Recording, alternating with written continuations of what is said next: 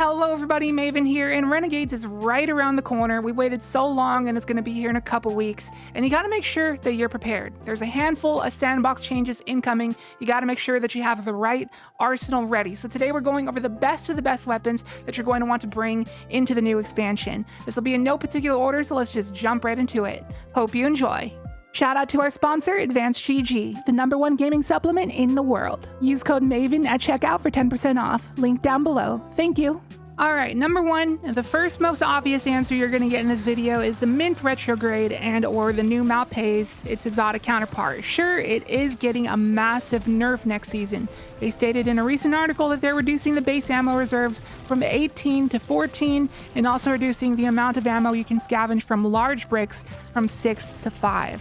We don't exactly know how much ammo the new Malpais will hold, but we currently know that it does hold quite a bit more than that of the Mint Retrograde and does the same damage as a base Mint with 0 perks. Now, despite these changes, I don't think that will shift the viability much. It's still going to be a top option, and you should not hesitate to run it as much as you currently do right now. Sure, you'll have to use it a little bit more sparingly, but if you want to shred things hard without much thought, this is one of the best weapons to do that with. Speaking of which, that brings us to our second, technically third weapon of the day, the Choir of One. I'd like to think of this as the Mint Retrograde of the energy slot. This weapon is nutty at both damage and ad clear, and by the way, its ammo economy is great and it's not getting touched in Renegades. So the glory that it's at right now will remain the next expansion. So I'd highly recommend having this thing actually equipped as you boot up Renegades for the first time. The Choir of One is like the weapon that never fails. It always gets the job done. Do note that its hip fire mode did get a 32% nerf recently, but its ADS mode got a 14% buff, which is the mode that you're using a majority of the time anyway. So if you haven't used this weapon in a minute, you'd be surprised at how powerful it is, especially if you use perks like destabilizing rounds or onslaught on it. Whether it comes to damage or ad clear, this weapon is certainly one of the jack of all trades. Now for our next weapon, to complement our first two, we got an eager edge sword. Now, I know some of you are like, Maven, I literally could not care less about speedrunning. I know it's not for everyone, but faster is always better. Speed wins, especially when it comes to gaming.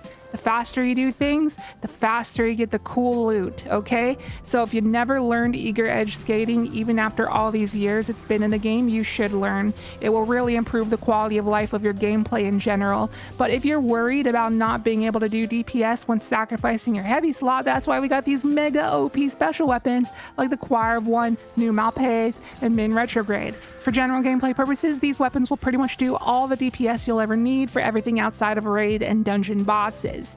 Now, if you run one of those, you should have no guilt about using an eager edge sword to breeze through your missions faster. It's a staple of my loadouts, and you should learn to make it a staple of yours. There's endless eager edge skating tutorials on YouTube, but I'll give you a quick TLDR right now. So you swap to your sword, you jump, swing it, then stow it. That's it. That's like the basis of it. Swap, jump, swing, swap. And to skate with it, just throw in a double jump at the end of all that. Swap, jump, swing, swap, double jump to carry your momentum. It's super easy. It'll take you like 2 minutes to get down the muscle memory and you'll start skating around like a pro. Anyways, if you absolutely insist upon not skating, then that brings us to our next weapon. So I thought I'd recommend some heavy weapons, not just for the non-skaters, but also not every story mission is actually skatable. Some are indoors, some are close quarters, in which case a nice general purpose heavy to have is a solid utility rolled 450 RPM machine gun. They're nice and ammo efficient, high damaging, and similar to the Choir of One. They're a nice jack of all trades for high intensity activities with lots of chonky enemies. So if you're doing an activity that's absolutely relentless, it's nice to have one of these on hand. Options I'd recommend are the Commemoration, Corrective Measure, Unwavering Duty, Song of Your Ute, and probably the most slept on option, the Marcato 45. All come with very solid utility rolls for general purpose builds suited to your liking, so pick your favorite. But an exotic machine gun that you're going to want to keep in the pocket is the Thunderlord. This has always been a tried and true DPS weapon since D2 launch. This is the weapon where you say, I need DPS, but I don't know what to use, and I'm just rocking some random unsynergistic build. What should I use? The Thunderlord. It's the most brain-dead, user-friendly DPS option in the game for any general purpose. But let's move on to a more sophisticated DPS weapon that takes a bit more thought, which is the Haliatus rocket launcher. Now, unless you've been living under a rock, you know how insane the Haliatus is right now. It even got disabled for the Desert Perpetual Epic Raid Race because Bungie knew how good it was. This thing is sort of a build-around, I'll admit, but it is like the master of sustained DPS because with its Bray Legacy origin trait, paired along with the perk Cluster Bombs, this thing just straight up gives you infinite abilities. And that means you can do solid DPS with grenade-based builds like Starfire Protocol, or Touch of Thunder Storm Nades, or Apotheosis Solar Nade builds, just to name a few. And running Bipod with Cluster Bombs on this thing ain't actually a meme. You'll get more bang for your buck out of Bray Legacy with that combination, or you could just go with something like Aggregate Charge or Elemental Honing for burst if you got some means to auto reload it. So this is a weapon you're going to definitely want to have in your pocket if you find yourself dealing with an extra tanky boss. But if it's burst damage that matters in a non-skatable activity, then I always like to have the Parasite on hand. You can never go wrong with the Parasite. It's like the single hardest slap in the face you can serve all at once in this game. And the thing is, it's way more ammo efficient than it has any business being. It holds so much ammo for being a weapon that does as much damage as it does and only holding one in the mag. And this also happens to be the only single shot weapon in the game that interacts with the holster mods on your boots. So whenever you're rocking the Parasite, just toss on one copy of Solar Holster on your boots, and that will essentially give this thing auto-loading holster for free. It's disgustingly good and criminally underused. The Parasite has to be one of the most neglected weapons in the general PvE meta. But what happens every time a new World's First race comes around? What happens? That's right. Everybody pulls out the Parasite. You know why? Because it's useful as heck to just nuke things. Seriously, next time you play Destiny, toss on the Parasite with one Solar Holster mod, and you'll thank me later. And if you run this in the Renegades main quest, trust me, you are not throwing. Anyways, we talked about heavies and specials, let's talk about some primaries. My most used primary in the Edge of Fate has been the Antidate from the Desert Perpetual. With Rewind rounds and Jolting Feedback, I was using Rolling Storm and Jolting Feedback for a while, but Rewind just felt better, so I swapped to it. And this thing has been so good to me. Perfect to pair with Mint Retrograde, and it pairs great with some of the best builds in the game. Arc Titan with Storm's Keep is meta as heck. Arc Warlock is incredible since the gigantic Arc Soul buff that it got since it's now Jolts with Spark and Shock. And Lucky Raspberry on Hunter has actually been my #1 most used build in the Edge of Fate, believe it or not. And I did a build video on that one too. Shameless plug if you want to check it out. Fantastic build, and I've been loving it. So yeah, the Antidate just complements all these builds so well. It's just a great, consistent way to like jolt stuff and make ionic traces.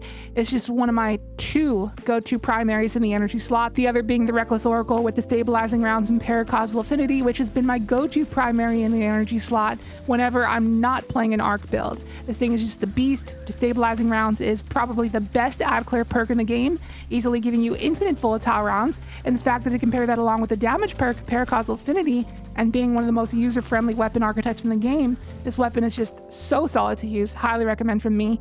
But let's move on to the kinetic slot, and my recommendations are the Gunburn, the Giver's Blessing, and the Transfiguration / Force Memorializer. And I'm naming 3 primaries at once here because they're all here for the same reasons. They're all the best kinetic tremors weapons in their given ranges. Gunburn with Bewildering Burst and Tremors thrives at close range. Giver's Blessing with Rewinds and Tremors thrives at mid-range. And Transfiguration or Force Memorializer with Rewinds or Explosive with Kinetic Tremors thrives at long range. So whatever your range needs, these are the options I'd recommend. Kinetic Tremors is just the best primary weapon perk in the game, in my honest opinion.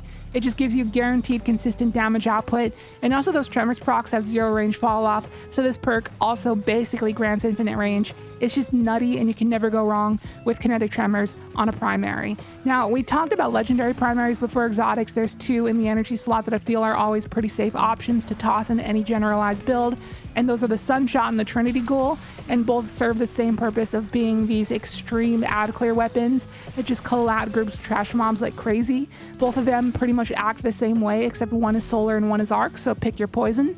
I've used pretty much both equally, but currently I've been enjoying the Trinity Ghoul more since I've been pretty much maining arc this season, no matter which character I play on, so I've just found more use out of it. Trinity Ghoul is like that weapon where you don't want to think, you just want to go fast. So if Renegades has a ton of trash mobs, honestly, running an arc build with like Min Retrograde, Trinity Ghoul, and an Eager Edge Sword would be optimal, and that's what I'll be running personally. Now, when it comes to the kinetic slot, my first suggestion is the Final Warning, because this is the hardest hitting primary weapon in the game alongside the Barrow Dyad. Plus, you don't have to aim it because it tracks, and it also unravels and makes tangles without you having to be on a strand subclass. And I often run this weapon when I'm going blind into tougher content and I don't know what I'm going up against, but all I know is that I want to hit hard. So when in doubt, just run the Final Warning. And now my number one suggestion for exotic primaries in the kinetic slot is, of course, none other than the Outbreak Perfected. This weapon is exactly what its name suggests. It's the epitome of perfection. This is like the ultimate weapon where if you're unsure what the heck to run, when in doubt, run the Outbreak and you're good, dude. Like, nothing else matters. If you got the Outbreak, you're cooking. I would say this is probably the single most jack-of-all-trades weapon in the entire game. It literally does everything. It gives you great DPS, great range, ad clear, you name it, it does it, and it does it better than most. Now, that about does it for our list, but I do have one honorable mention, which is the Huckleberry.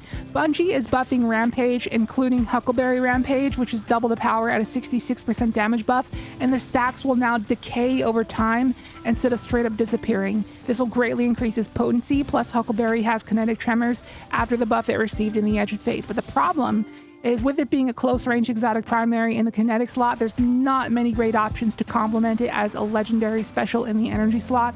The Omniscient Eye is the only thing that comes to mind because the Versus Velocity Baton doesn't pair too well with it, nor do fusions. So the Huckleberry will be a beast of a weapon if and only if we get a new rocket frame pulse rifle in the energy slot to go with it, which I would bet that we will, but that remains to be seen. Now, there are a ton more honorable mentions I could give. There are a lot of amazing weapons out there, but this is my video. You wanted my opinion, and so I gave you my advice on what I feel are the best of the best weapons that will be in my personal arsenal heading into the new content. I'll be loading in with the Lucky Raspberry Hunter with the Wither Horde, the Antidate, and the Slammer, or the Mint Retrograde, the Trinity Ghoul, and the Slammer. Those are my options, and I'll have my arsenal ready in my pocket for when the situation calls. What loadout are you going to start on? Feel free to share in the comments. And that's going to do it for this one. Thank you so much for watching. I hope it has helped. If it did, be sure to drop a like and a comment for the algorithm, and make sure to subscribe for tons of spicy Renegades content on the way. And I hope you have a nice day.